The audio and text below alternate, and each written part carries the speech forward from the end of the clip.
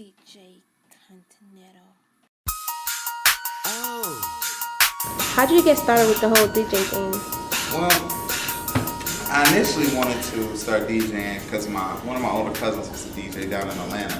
He used to do radio down there. I can't recall the station, but he was doing some radio production work down in Atlanta. Mm-hmm. And I remember him DJing, but I didn't officially get started till my freshman year in college.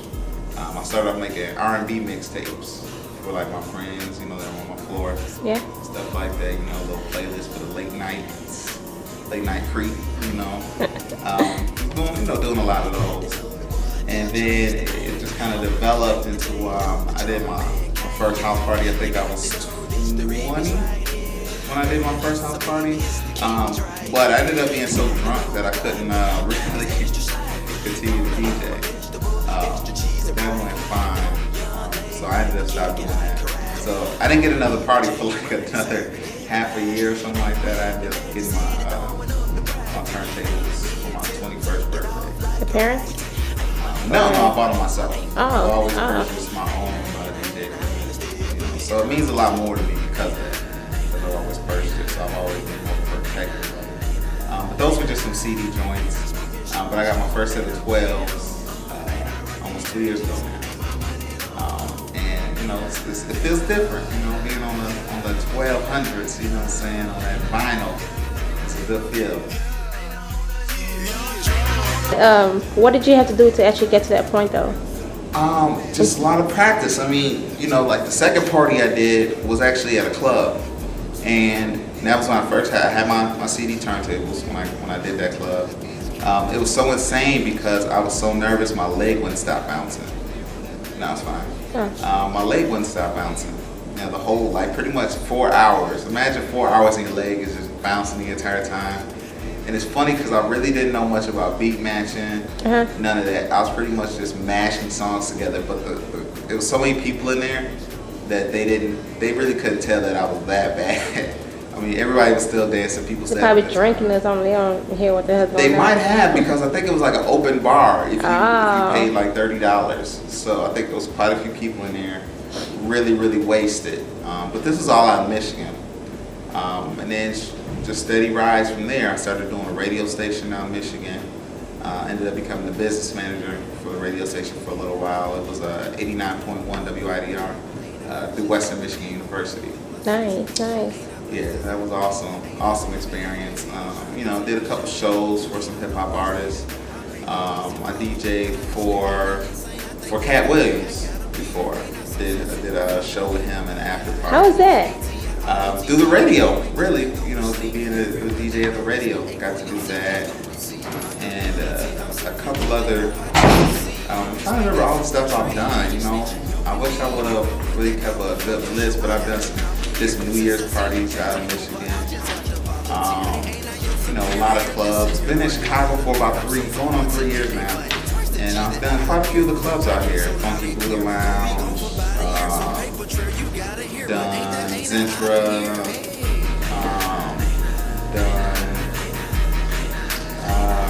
can't think, Shadow Bar, what other spots? A couple other spots, you know. Your birthday too? Oh yeah, I did my birthday party at AI. It was off the chain. I mean, people really said they loved it.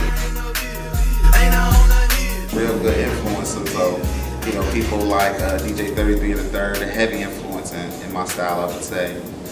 The way I play, DJ Vince Adams also, you know, two heavy influences. But you know, some of the greats like Funkmaster Flex too. You know, shouts out to my boy DJ Crazy Caz. That's actually who I bought my first turntables from. DJ out of Michigan, awesome guy, awesome DJ. You know, real sick with it. He's out in Australia, so shouts out to him if he happens to see this.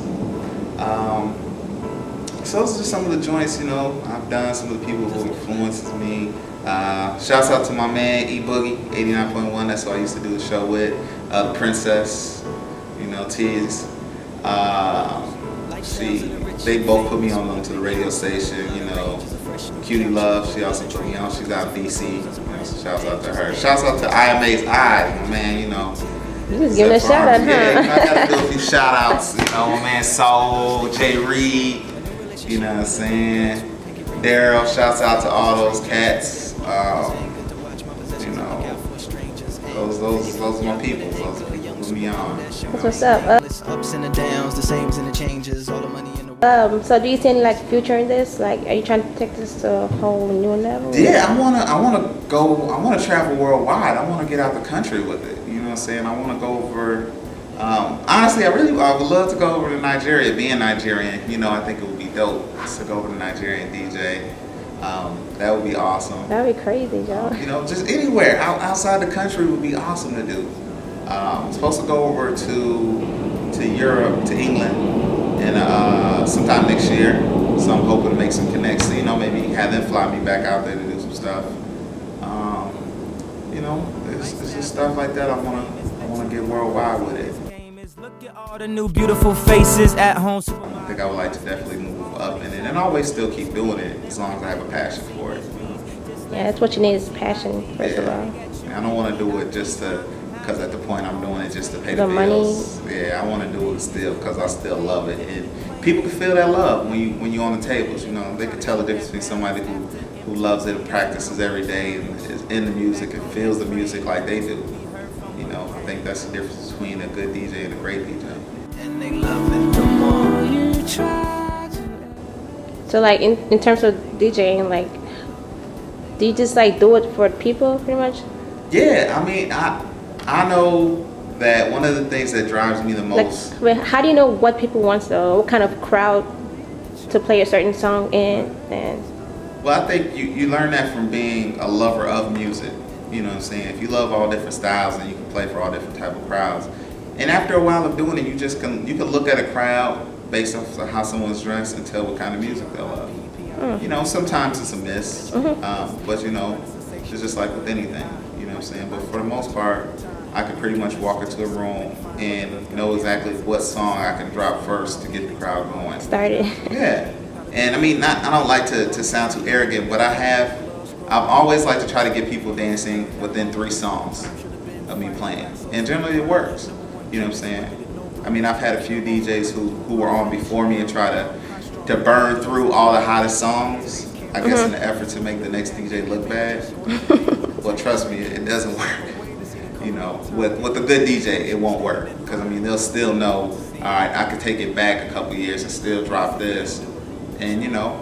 And if you're really good, then you can play the same song the DJ played before you, and do it better than it did. better. I've seen it happen. You know what I'm saying? And people went more crazy the second time they heard it than the first time. So, you know, so don't think that, you know, burning through all the songs is gonna make the next person look bad, because sometimes it makes you look like an ass. Yeah. That's what's up. Well, thanks a lot for your time. Oh, thank you. I really do appreciate you. Glad I could do this. You know. Peace.